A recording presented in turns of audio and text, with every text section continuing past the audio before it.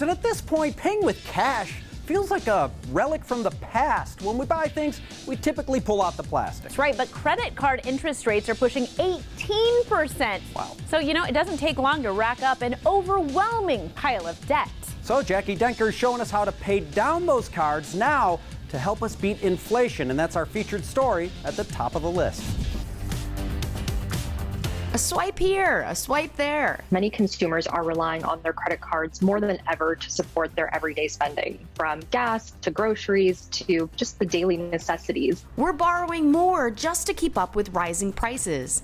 And Shazia Verji, the GM of credit services at Credit Sesame, says that debt is becoming more expensive to carry. The Fed is taking aggressive action to cool inflation by increasing interest rates. Now, when interest rates increase, that means that the variable APRs on your credit cards are also going to increase, and you're going to see your debt rise more quickly than it did before. She says your top financial priority should be making a dent in that debt. The first tip, choose your payoff method. The two most popular are called the debt snowball method and the debt avalanche. Depending on your finances and motivation, one may work better than the other. With each one, you'll pay the minimum balance on all your credit cards but one. With the snowball method, you focus any extra cash you have on the smallest debt first, then the next, rolling through your debt like a snowball. It really does provide that spark and momentum that some consumers need in order to not be so scared of that large balance that awaits them at the end.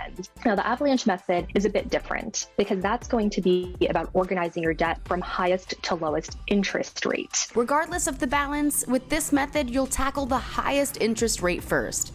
But this takes a little longer until you finally see it all tumble down. I still think that the avalanche method is the best way to save on interest, especially during this environment. Interest is your biggest enemy. Next, a good strategy if you're looking to pay off your debt in a more timely manner is through a balance transfer offer. You're basically trying to take your highest interest debt and transfer it to a new card with 0% APR for a fixed amount of time. Sometimes it could be up to 21 months.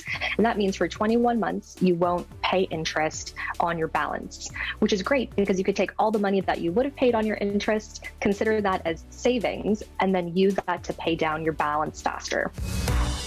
This next strategy is hard to do, but it works if you ignore the perks. While it's nice to have a card that offers rewards, those rewards are largely worthless if the cost of carrying a balance and having a high interest rate eat into the rewards of your card. To earn rewards, oftentimes you have to spend anywhere from a few hundred to thousands in the first few months, which can be harder to pay off in the long run.